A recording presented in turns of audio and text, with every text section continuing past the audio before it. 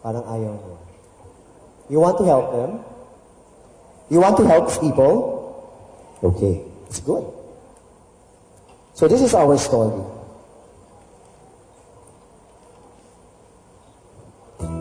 Ilang taon makalipas ang hagupit ni Ondoy, marami pa rin mga pamilya ang ramdam ang naging epekto nito sa kanilang kabuhayan.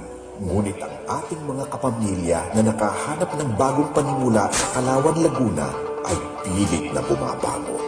Kasama ng libu-libong pamilya na inilikas, bunsod ng paglilinis ng ilog Pasig, nakikilahok ang mga residente sa iba't ibang livelihood projects upang magkaroon ng ikabubuhay ang kanilang mga pamilya. Isang halimbawa dito ang paggawa ng mga greeting cards, paggawa ng pavers, bracelets at candelabra, pati ang paggawa ng itlog na maalat na kilala bilang saucy eggs, dahil mabibili lang ito sa weekend market ng isang sosyal na mall sa Makati. Pinagkakaabalahan din ng mga nanay ang paggawa ng atsara, bagoong, processed meat at dipson, pati na rin ang iba't ibang uri ng sabon na kanilang ibinebenta upang may pandagdag baon ng kanilang mga anak na nag-aaral sa paaralan sa loob mismo ng resettlement site. Patuloy ang pag-iisa ng bayan sa mga nais magbigay ng bagong simula sa ating mga kababayan na naninirahan ngayon sa Calauan.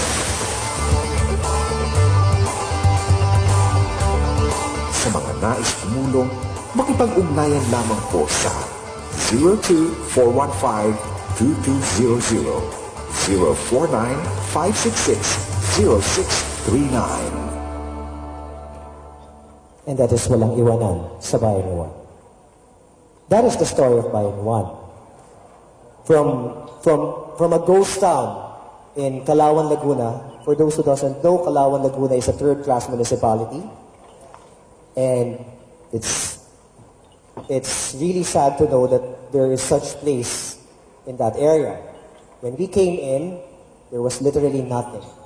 And after 4 years, we have established different livelihood projects, and we're seeing the results of the good results of what we have done. But then again, where do we stop, or will we ever stop?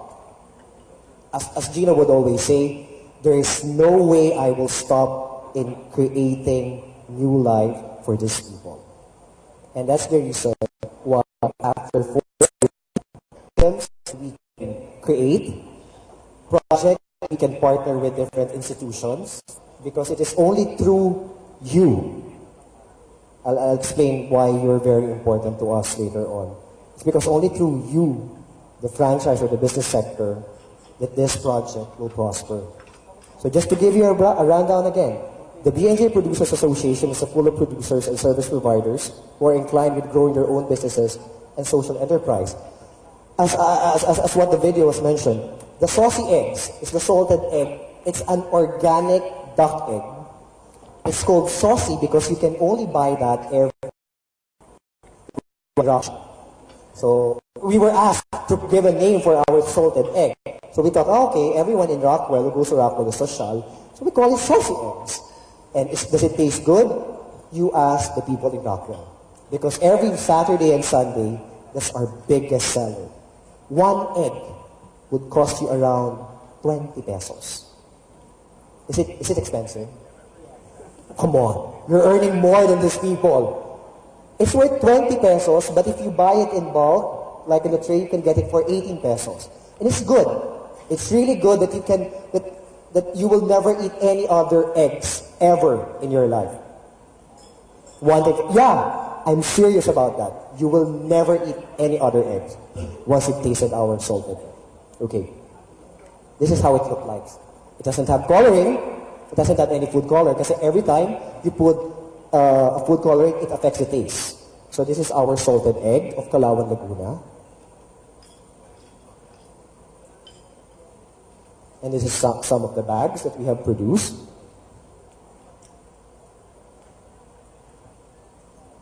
Okay. Before I go to this project, Gina is very passionate when it comes to her environmental endeavors. I think you're aware of the Bantay Kalikasan and all of these environmental projects that that she's into it. But 2 or 3 years ago, am I right, Trish? 2 or 3 years ago, she got into this agreement wherein a task was given to her. The side of mining can always coexist endeavors. Very safe. Okay? We can coexist. So what is the game plan of Gina? If there is no mining, or if there's no anything that can destroy the environment, you have to provide a good source of livelihood. And she believes that it is only through ecotourism that we can help the community. Therefore, she saw this tiny island in the province of Romblon. Are you aware that Sibuyan is the world's densest forest? Are you aware of that? I think, who knows that? I'll give you a prize. It is so dense that its flora and fauna is 75% untouched. It is also considered the Galapagos of Asia, but according to Gina, it should be the Galapagos of the world because of its untouched beauty. And she felt that, okay, we have to take on the lead and do something for these people. Because even if it's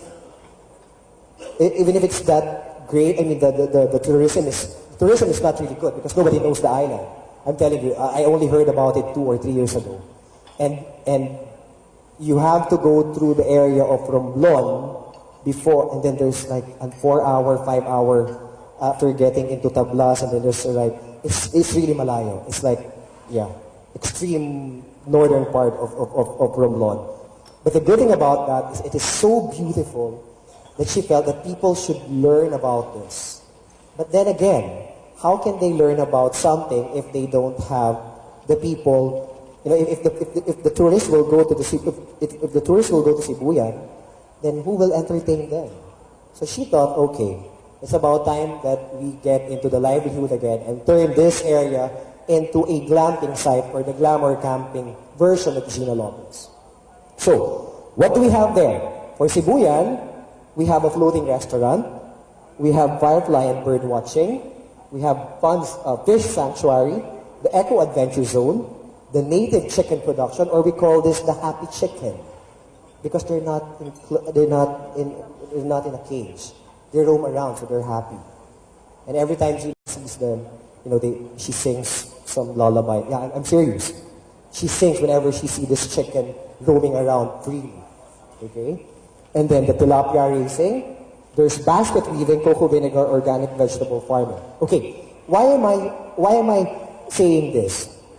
Because we already did this before in Puerto Princesa. In Puerto Princesa, that is where the first Buy Anyone ecotourism site was established. And for Puerto Princesa, before, they only have 4 or 5 flights in a day, but after partnering with the local government and the community leaders, they have now more than 20 flights, and they all go to the sites that has been rehabilitated through the efforts of different partners and that of ABS-CBN Foundation. And we want to do the same thing. I would just like to emphasize that whenever we go in an area, we don't take we don't say that it is only our work. It is always a partnership between different partners, between the private institution, the local government, and other partners of ABS-CBN Foundation. We don't call it our project. It's not ABS-CBN Foundation's project. It is our project. It's the Filipino people's project. I just like to emphasize that. Kasi there are people who think na parang, hey, you're taking so much credit for that. No, we're not. It's just that we are in the business of media. And it's just so happened that we have the resources to inform the public. And that's the reason why it is always being associated with us. Okay? And part of the social enterprise project is to create byproducts that can be commercially available.